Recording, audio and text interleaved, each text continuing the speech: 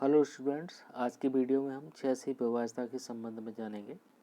6 से व्यवस्था की जो शर्त होती है वो क्या होती है कि यदि कोई संख्या 2 तथा 3 से व्यवस्था की शर्तों को पूरा करती हो, 2 के अंक और 3 के अंक की जो कंडीशन होती है डिविजिबिलिटी की, अगर उन कंडीशन को पूरा करती है तो दी हुई संख्या आपकी 6 से पूरी तरह से विभाजित होगी।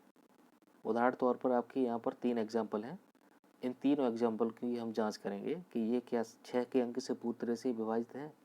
तो इससे पहले हम 6 की विभाज्यता जाने, इससे पहले हमको 2 और 3 की जो डिविजिबिलिटी है उसको हमारे लिए जानना बहुत ज़रूरी है। ये हम पिछली वीडियो में आपको बता चुके हैं, फिर भी हम 2 और 3 की दोनों की हम डिविजिबिलिटी की कंडीशन यहाँ दोहरा लेते हैं।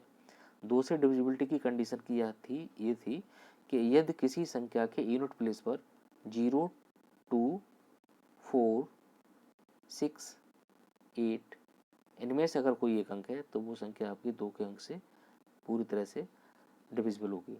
और 3 से विभाज्यता की कंडीशन ये थी कि यदि दी हुई संख्या के अंकों का टोटल, जो संख्या हमारी दे रखी है, अगर उसके अंकों का टोटल अगर वो 3 के अंक से डिविजिबल है तो वो संख्या आपकी 3 के अंक से पूरी तरह से विभाजित होगी।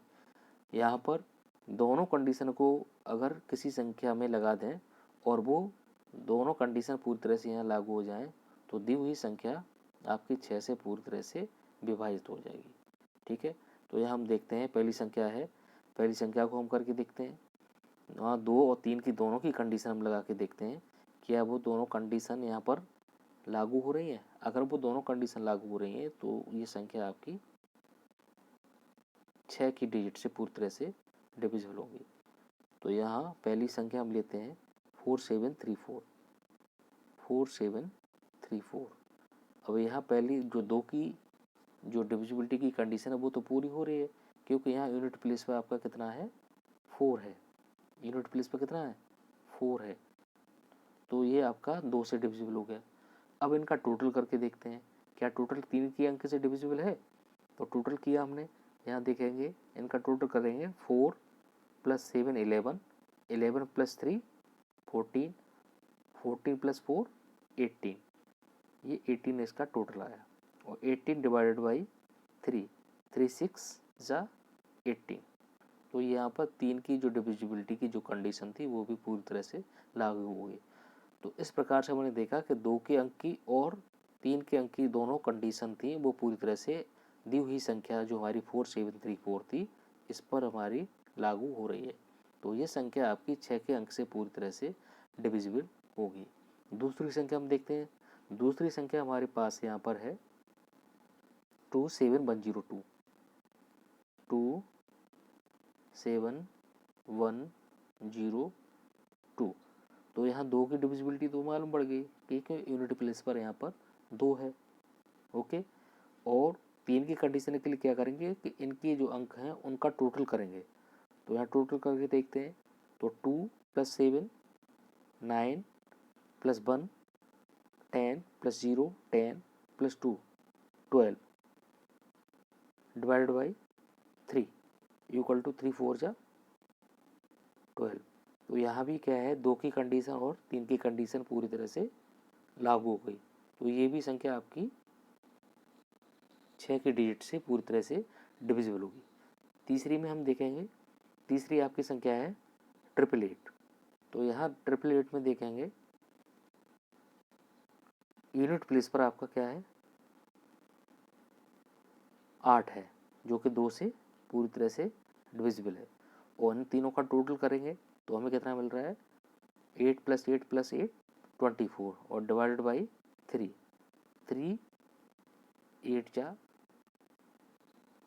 24।